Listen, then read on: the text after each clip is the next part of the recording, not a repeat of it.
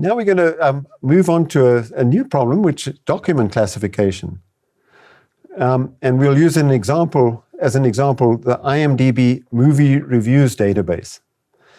So Imdb is a corpus, there's an app, and you can look at it, and it gives you reviews of movies, so you can look up details of movies.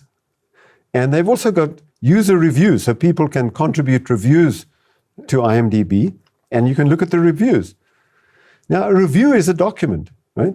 It's usually a short document, and it's what people, they just say something about the movie, and sometimes they're positive, sometimes they're negative.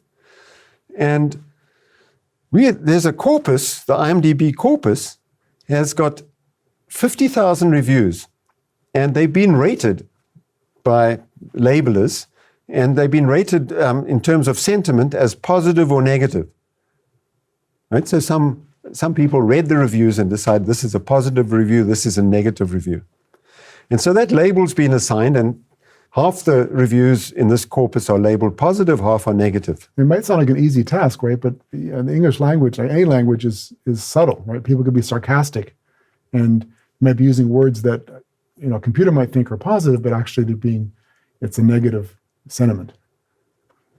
So that's the challenge here, really. So we give you an example of a review. This has to be one of the worst films of the 1990s. This one's pretty clear. Okay. This one's pretty clear, even to me. No subtlety here. Okay. Yeah. It's quite funny, this one. The rest of the time, everyone else in the theater just started talking to each other, leaving or generally crying into their popcorn. Okay. So the one question is, how do you represent a review, which is a sort of open-ended document? I mean, the reviews can have different number of words. How do you represent it and in terms of features, right? So the goal here is to take these words, take these reviews, and automatically classify the sentiment of the review. Okay. So let's talk about featurization. And the one we're going to use is known as the bag of words model. So documents have different lengths, and they consist of sequences of words. So how do we create features to characterize a document? So here's what we do. So from a dictionary, we identify the 10,000 most frequently occurring words, say in the English language. Now 10,000, that's a parameter which we decide on, and that's what we've used here. You could make it 15,000 if you like. Then what you do is you create a binary vector of length 10,000, and for each document you score 1 in every position that the corresponding word occurred. So every time a word occurred, you put a 1 in that position. In other words, the position in this dictionary of 10,000 words where that word occurred. If it occurred more than once, you just leave it as 1 in this case. So if you've got n documents, now you're going to have an n by p sparse feature matrix. Let's call it X. P is going to be 10,000 here. You're going to have 10,000 variables for each observation. Most of them are going to be 0 because, the review might only have a few hundred words in it. So there's going to be, most of the 10,000 values are going to be 0. So that's how you do it. We're going to compare a lasso logistic regression model to a 2 hidden layer neural network on the next slide. No convolutions here, just a regular neural network. Now, I should just add, the bag of words are what's known as unigrams. You can also use bigrams, which is the occurrence of pairs of words. Like very good, that would be a particular bigram.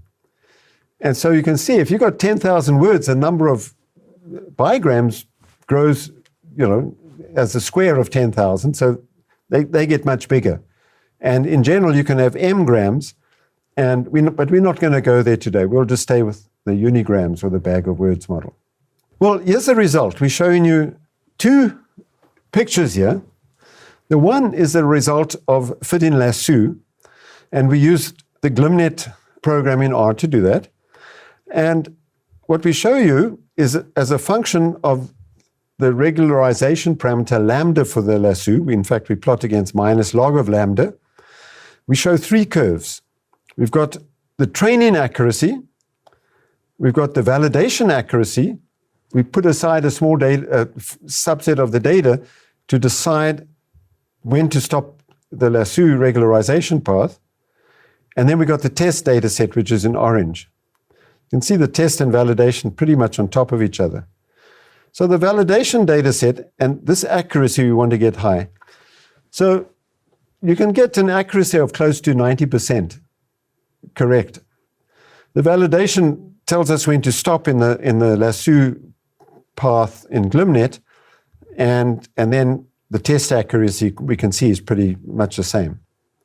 Okay, so that's using lasso. Here's a neural network. And again, for the neural network, we show training error, validation, and test error.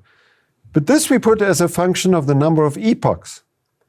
So the number of epochs, you're going to see when we train a neural network, we use a slow method of training, which is known as gradient descent. And the number of epochs is, as you'll find out, is the number of times you've been through the whole training set each time.